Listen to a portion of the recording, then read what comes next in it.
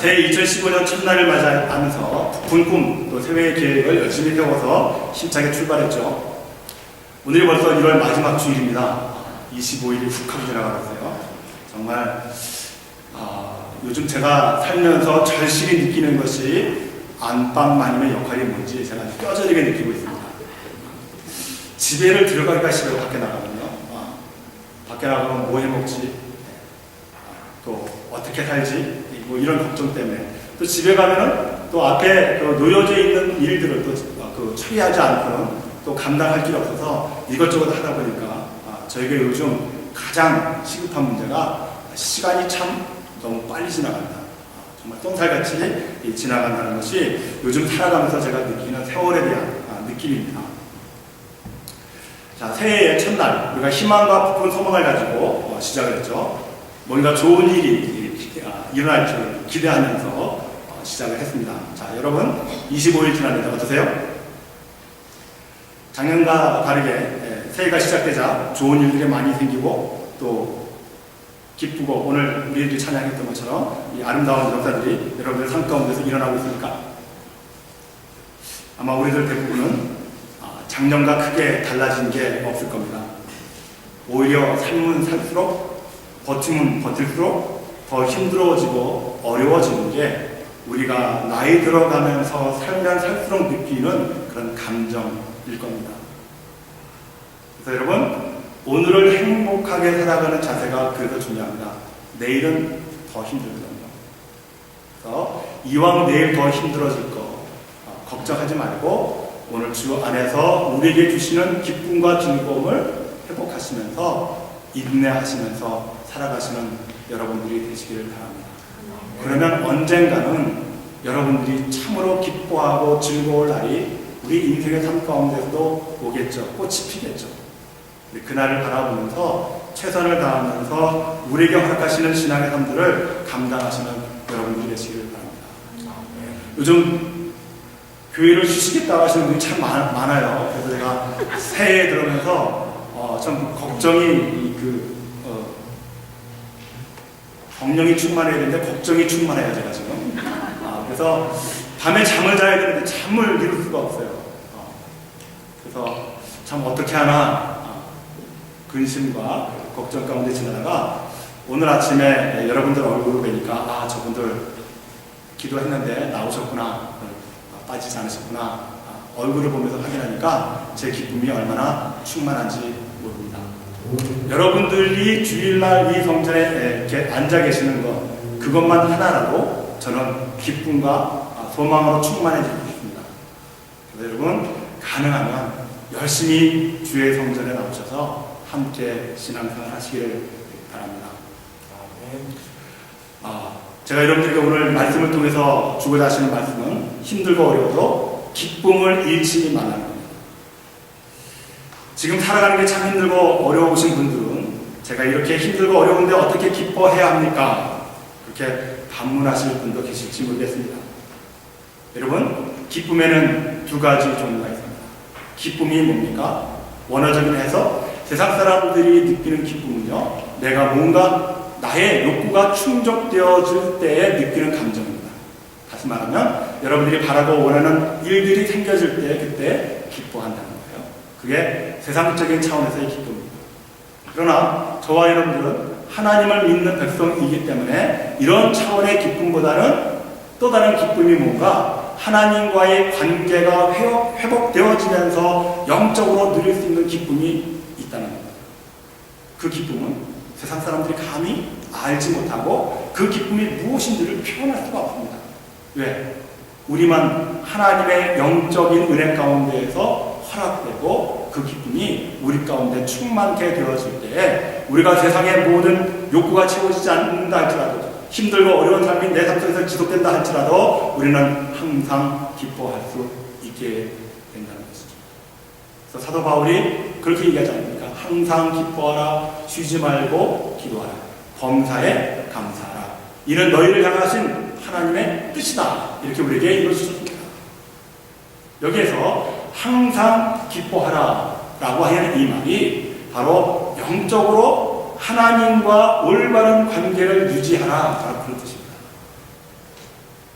하나님과 저와 여러분의 관계가 올바로 유지될 때, 그 관계가 회복되어질 때에 저와 여러분들은 알 수 없는 기쁨, 즐거움으로 충만해서 비록 내 인생이 힘들고 어렵다 할지라도 오늘 우리의 삶 속에서 기쁨 가운데 즐겁게 살아갈 수 있는 비결이 바로 여기 있으심을 믿으시면서 무엇보다도 여러분들의 인생의 삶 속에서 항상 기뻐하시기 위해서 가장 먼저 회복되어야 될 것이 하나님 아버지와의 관계입니다. 이런 관계가 회복되어지심으로 인해서 하나님께서 허락하시는 기쁨으로 충만한 여러분들의 2015년 한 해가 되시기를 주 이름으로 축복합니다. 구약의 이사야 선지자는 둘로 갈라진 남쪽 유다와 북쪽 이스라엘에 대해서 하나님의 말씀을 선포했던 선지자였습니다.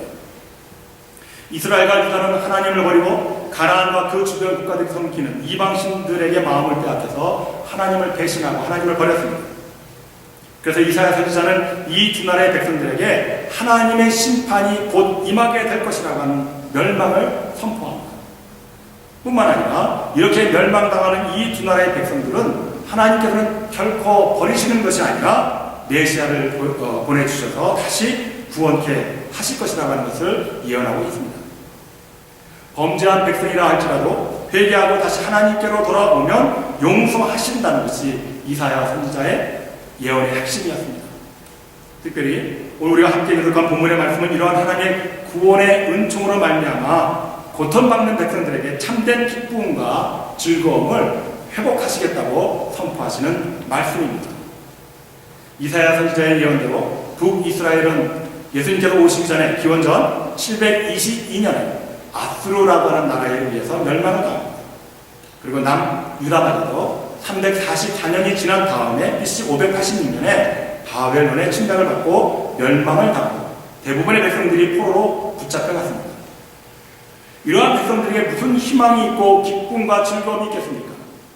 모든 것을 빼앗기고 모든 것을 잃어버렸습니다. 부모와 자식 간이 헤어지면서 남의 나라에 가서 노예로 살아야 했던 그 삶 속에서 무슨 기쁨을 찾고 즐거움을 찾을 수 있겠습니까? 그러나 그럼에도 불구하고 오늘 본문의 말씀 중에서 10절 말씀을 다 함께 보겠습니다. 예루살렘을 사랑하는 자여 다 그와 함께 기뻐하라. 다 그와 함께 즐거워하라. 그를 위하여 슬퍼하는 자여 다 그의 기쁨을 인하여 그와 함께 기뻐하라. 자, 여기에서 예루살렘은 하나님의 성전이 있는 곳입니다. 그러므로 예루살렘을 사랑하는 자들이라는 이 말씀은 예루살렘 성전에서 하나님께 제사 드리는 사람들을 말하고 있습니다. 예루살렘에서 예배드리는 자들의 기쁨의 근원이신 하나님의 기쁨으로 인하여 기뻐하고 즐거워하리라고 선포하고 있는 것입니다. 즉 하나님을 다시 찾는 백성들에게 하나님께서는 그들이 잃어버렸던 그리고 그렇게 살았던 기쁨과 즐거움을 회복해 주시겠다고 하는 말씀인 것입니다. 그러므로 사랑하는 성도 여러분, 여러분의 삶 속에 기쁨이 사라졌습니까? 웃음기가 사라졌습니까? 그 원인을 하나님과의 관계 속에서 찾아보시기를 바랍니다.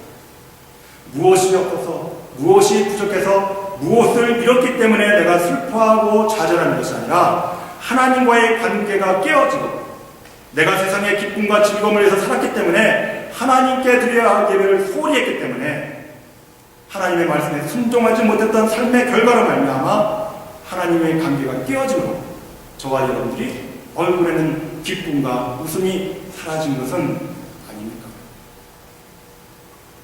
그러므로 무엇보다도 저와 여러분들에게 있어서 오늘 본문의 말씀 가운데에서 포로 생활 가운데에서 아무런 희망도 없고 즐거움과 기쁨이 없었던 그 백성들에게 선포한 이사야 선지자의 말씀 가운데에서 하나님의 성전으로 다시 돌아와 그 하나님의 성전을 사랑하는 자들, 하나님께 나와 예배드리는 자들에게 하나님께서는 그 하나님과 함께 기쁨을 나누게 될 것이라고 하는 말씀을 우리에게 주시는 것입니다.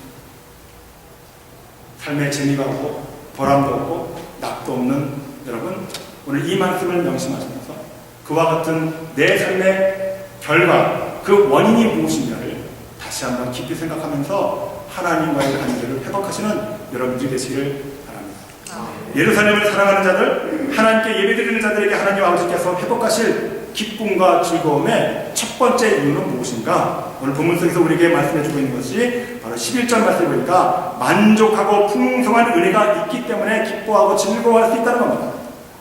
11절 말씀에 보니까 너희가 젖을 빨 것 같이 그 위로하는 품에서 만족하겠고 젖을 넉넉히 빤 것 같이 그 영광의 풍성함을 인하여 즐거워하리라. 엄마 품에 앉아서 젖을 빠는 아기의 모습을 상상해 보시기 바랍니다. 아기에게 엄마의 품은 이 세상에서 가장 따뜻하고 편안하고 안전한 곳입니다. 젖을 아기에게 물리고 있는 엄마는 이 세상에서 자신이 가장 사랑하는 자신의 분신과 같은 그 아기에게 젖을 물리고 자기의 몸 안에 있는 모든 영양분을 내 자식이 빨아먹기를 원하고 있다는 겁니다. 그 아기에게 자기의 모든 것을 공급하고도 늘 부족하다고 여기는 것이 엄마의 마음입니다. 배고픈 아기는 이 세상의 다른 어떤 것보다도 엄마의 젖만을 그리워합니다. 여러분, 아기가 세상에 어떤 무엇을 먹고 자랄 수 있겠습니까? 아기는 그때의 그 아기 때에는 엄마가 공급해주는 젖을 먹고 살 수밖에 없습니다. 그래서 그 아이는 엄마의 젖이 자신의 입에 물리워졌을 때 힘껏 배가 부를 때까지 빨고 그 다음에는 편안하게 잠드는 것입니다. 바로 이 아기의 모습이 하나님 아버지께서 저와 여러분들에게 우리의 모든 것을 원하는 것들을 공급하시는 하나님의 모습입니다. 그래서 예배하는 자들에게는 늘 풍성함으로 인하여 기뻐하고 즐거워하는데 만족함이 있다는 것. 여러분, 세상에서 추구하는 기쁨과 즐거움을 생각해 보십시오. 거기에 만족함이 있습니까? 돈을 벌어도 세월이 지나면 수입이 늘어도 늘 우리는 부족한 가운데에서 돈이라고 하는 것에서 그 굴레에서 헤어나오지 못한 채 살아가고 있는 것이 우리 인생의 모습이 아니겠습니까? 그러나 하나님의 품 안에서 신령한 젖을 먹는 사람들에게는 만족이 있다는 것, 부족함이 없습니다. 하나님의 품은 이와 같이 언제나 강하고 든든합니다. 그리고 넉넉하고 풍성합니다. 그래서 세상에서 맛볼 수 없는 만족함이 바로 하나님의 신령한 젖에 있다는 것입니다. 이러한 모든 만족과 그 풍요로움이 바로 저와 여러분들이 드리는 예배 안에서 예배 드리는 자에게 하나님께서 허락하시는 기쁨과 즐거운 것입니다. 그러므로 이 성전을 사모하시는 여러분들이 되시기를 바랍니다. 이 성전에서 예배 드리는 여러분에게 하나님 아버지께서는 여러분들과의 관계를 회복하시며 이 땅에서 감히 맛볼 수 없는 참 만족함과 풍성함을 여러분들의 삶 속에 충만케 채워주실 줄로 믿습니다. 이러한 축복이 예배드리는 여러분들에게 임하시기를 주 이름으로 간절히 축복합니다. 두 번째로 예루살렘을 사랑하는 자들, 하나님께 예배드리는 자들에게 하나님 아버지께서 평강의 은혜를 주시기 때문에 기뻐하고 즐거워할 수 있다는 겁니다. 12절의 말씀을 보십시오. 여호와께서 이같이 말씀하실 때 보라 내가 그에게 평강을 강같이 그에게 열방의 영광을 넘치는 시내같이 주리니 너희가 그 젖을 빨 것이며 너희가 옆에 앉으며 그 무릎에서 놀 것이라. 여기에서 말하는 평강은 하나님이 주시는 그 품 안에서만 찾을 수 있는 샬롬,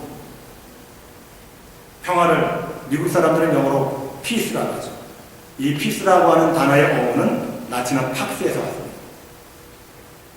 팍스는 누가 가져다주는 평화가 아니라 쟁취하에서 이루는 평화입니다. 무찌르고 싸워서 이겨서 빼앗는 평화를 팍스라고 합니다. 그러니까 라틴식 평화는 전투적이고 공격적입니다.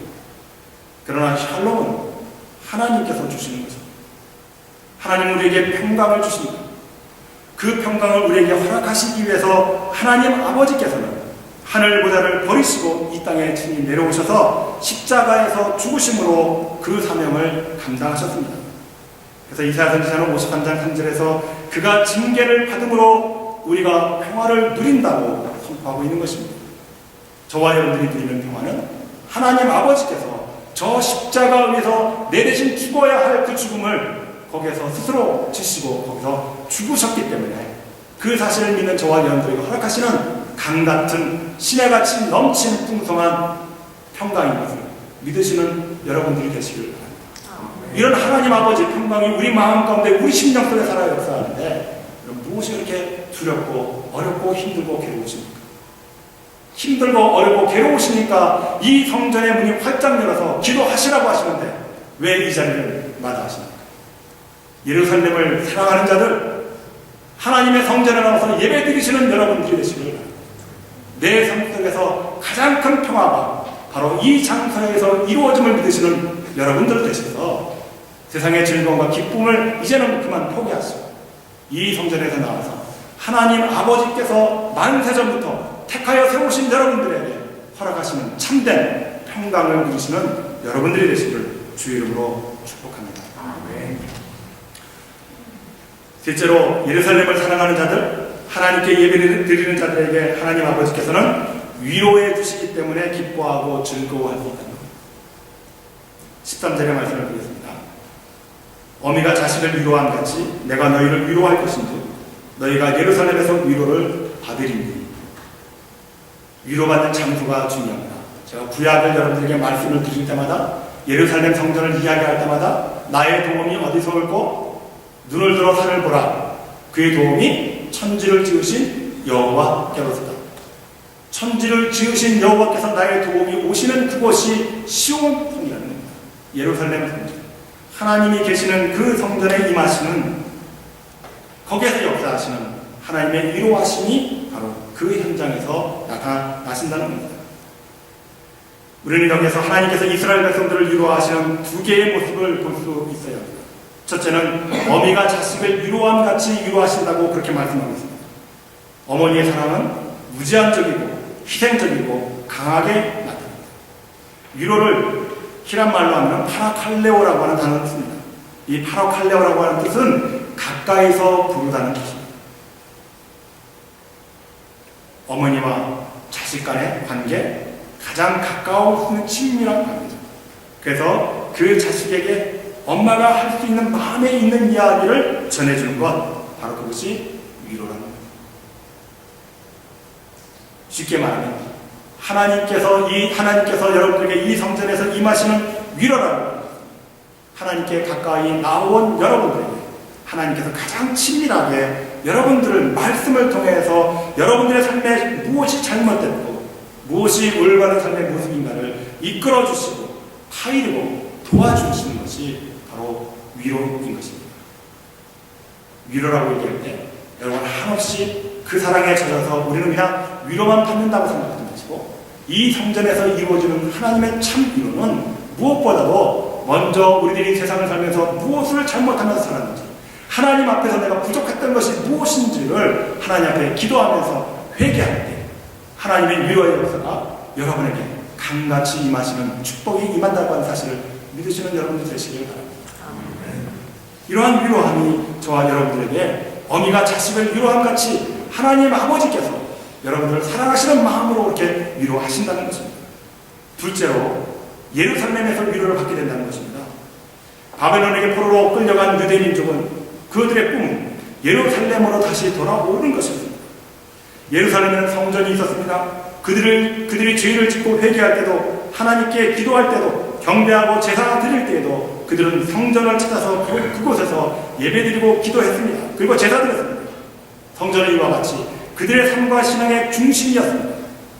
성전에 나아가서 위로받고 힘을 받고 복을 받는다고 생각했던 것이 예루살렘 백성입니다. 특별히 성전을 사랑했던 사람들의 마음이었습니다. 오늘 저와 여러분들의 예루살렘은 어디에 있습니까? 그것이 바로 교회입니다. 우린 교회에 나와서 하나님을 예배하고 경배드려야 합니다. 여기 나와 기도하고 복을 받고 위로를 받을 수 있다는 것입니다. 그리고 우리의 궁극적인 목표인 영원한 위로는 새하늘, 영원한 천국에 가서 결국은 받게 될 것입니다. 그러므로 사랑하는 성도 여러분, 교회를 멀리하지 마시기를 바랍니다. 여러분들의 삶 속에서 기쁨이 사라지고 즐거움이 없어지는 가장 큰 원인이 교회와 멀어지기 때문입니다. 교회와 멀어지게 되면 여러분들 심령 가운데 없었던 질병도 생기게 됩니다. 여러분들의 삶 속에서 고난과 역경이 교회와 멀어지기 때문에 생기게 되는 것입니다. 하나님을 다시 찾는 그 백성들에게 하나님께서는 권능을 주시고 위로를 주시고 평화를 주시고 기쁨과 즐거움을 주시기 때문에 그 삶은 다시는 세상을 바라보는 것이 아니에요. 이제는 내가 하나님의 성전에 나가서 예배드리니 이 세상에서 얻을 수 있는 가장 큰 축복이라고 하는 사실을 깨닫기 때문에 그래서 성전을 예루살렘을 사랑하는 겁니다. 교회를 사랑하시는 여러분들이 되시기를 바랍니다. 교회에 나와 예배 드리기를 힘쓰시기를 바랍니다. 그러면 여러분들 삶 속에 만족함이 있고 풍성함이 넘치게 될 줄로 믿습니다. 진정과 진정으로 예배 드리는 여러분들에게 하나님 아버지께서는 이 세상에서 맛볼 수 없는 평강을 강같이 신화와 같이 넘치도록 영원히 공급해 주실 것입니다. 무엇보다도 절망과 낙심 가운데 있는 여러분들을 위로해 주실 것입니다. 새로운 힘과 능력을 허락하셔서 영원한 예루살렘 천국에 이르도록 우리와 함께 하시며 기쁨과 즐거움으로 살아가게 하실 것입니다. 이러한 기쁨과 즐거움을 누리시는 여러분들이 되시기를 바랍니다. 가장 중요한 것은 교회를 떠나면 이러한 기쁨과 즐거움을 누릴 것이 없다는 사실입니다. 그렇다면 하나님 아버지께서는 왜 예루살렘을 사랑하는 자들, 신령과 진정으로 예배드리는 자들에게 기쁨과 즐거움을 공급하실까요? 오늘 본문의 말씀 중에서 핵심인 10절의 말씀을 다시 한번 보시기를 바랍니다. 여러분 10절 말씀 카드로 다 받으셨죠? 받으셨어요? 안 받으신다.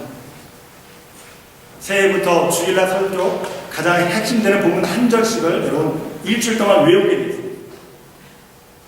오늘 설교의 핵심의 본문의 말씀이 바로 66장 10절의 말씀입니다. 다 카드 꺼내세요. 없으신 분, 아직도 우리 교회에 이 카드가 있는지조차 모르고 계신 분, 카드 못 받으신 분 안 계세요? 다 받으셨어요? 자, 카드를 다 꺼내시고 제 눈에 안 꺼내시는 분들이 많네요. 10절 말씀 다시 한번 크게 읽습니다. 시작. 예루살렘을 사랑하는 자여 다 그와 함께 기뻐하라. 다 그와 함께 즐거워하라. 그를 위하여 슬퍼하는 자여 다 그의 기쁨을 인하여 그와 함께 기뻐하라. 자, 하나님 아버지께서 저와 여러분에게 기쁨과 즐거움을 상상하시는 이유가 있습니다. 10절의 말씀에 보니까 여기서 이사야 선지자는 예루살렘 성전에서 예배드리는 자들에게 하나님과 함께 기뻐하라. 모든 백성들은 하나님과 함께 즐거워하라. 이렇게 말씀하고 있습니다. 자, 그와 함께 기뻐하라. 다 그와 함께 즐거워하라. 이렇게 나와있죠. 여기서 첫 번째 그와 함께 기뻐하라. 다 그와 함께 즐거워하라고 하는 이 말씀은 예배에 참여한 자입니다. 예루살렘 성전을 사랑하여 그 하나님의 사랑과 은혜를 사모하는 가운데에서 예배를 드리는 자들에게 임하시는 하나님의 기쁨과 평강입니다. 이러한 예배 속에서 경험되어진 이 기쁨과 즐거움, 바로 이것을 그 뒤에 나오는 그를 위하여 슬퍼하는 자예요. 무슨 말씀입니까?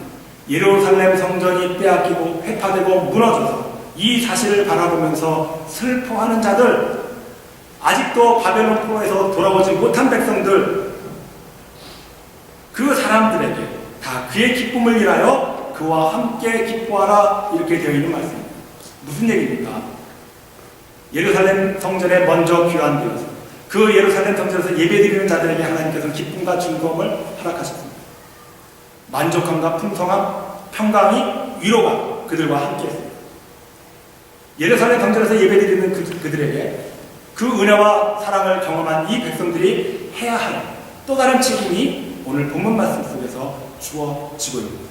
그것은 아직도 슬퍼하는 자들, 괴로운 인생들에게 이 성전에서 하나님을 찾음으로 관계가 회복되어져서 그들의 심령 가운데 차가워 넘치는 은혜와 사랑으로 세상에 나아가서 아직도 전해 듣지 못한 슬퍼하는 백성들에게 전해줘서 함께 그들과 기뻐하고 즐거워하라는 사실. 그러므로 사랑하는 성도 여러분, 예배는 드리는 것에 그치지 않고 이 드려진 예배 속에서 하나님께서 허락하시는 기쁨과 즐거움을 가지고 세상에 나아가시는 여러분들이 되시길 바랍니다. 세상에 나아가셔서 어떻게 살아야 합니까? 여러분들이 예배 속에서 경험되어진 이 기쁨과 즐거움을 세상 사람들에게 알려주는 겁니다. 교회에 왜 나가야 되는가? 거기에는 참다운 기쁨과 평강이 있기 때문에 우리는 나가서 예배드립니다.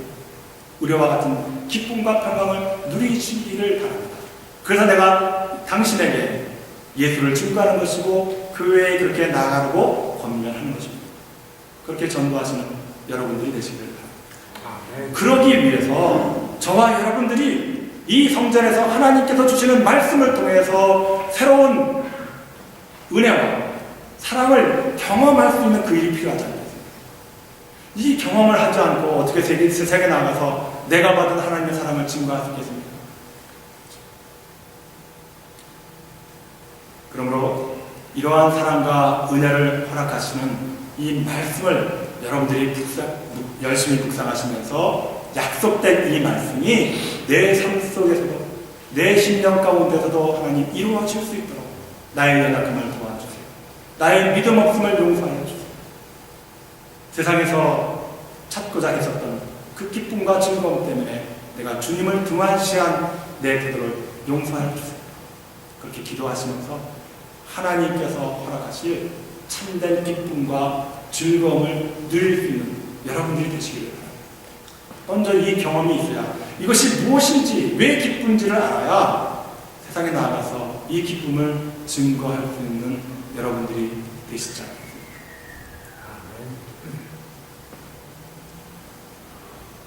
평안하고 형통할 때 교회에 나와서 봉사하는 일은 쉬울 수 있습니다. 그러나 환경이 열악해지고 마음이 복잡해서 환난과 장애물이 있을 때 교회 일을 하고 하나님의 말씀에 순종하면서 믿음을 지킨다고 하는 것은 쉽지 않습니다.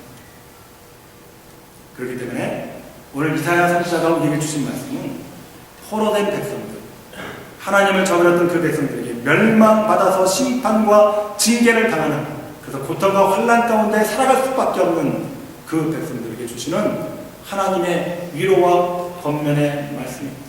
다시 예루살렘을 사랑하는 자들이 되라고 하시는 말씀입니다.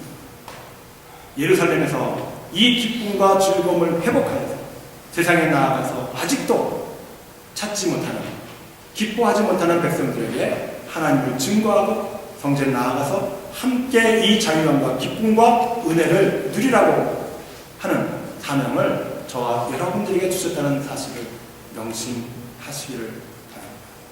여러분들이 이 책임과 의무를 다하지 않으면 하나님께서는 분명히 이 책임과 의무를 다른 사람들에게 옮기십니다.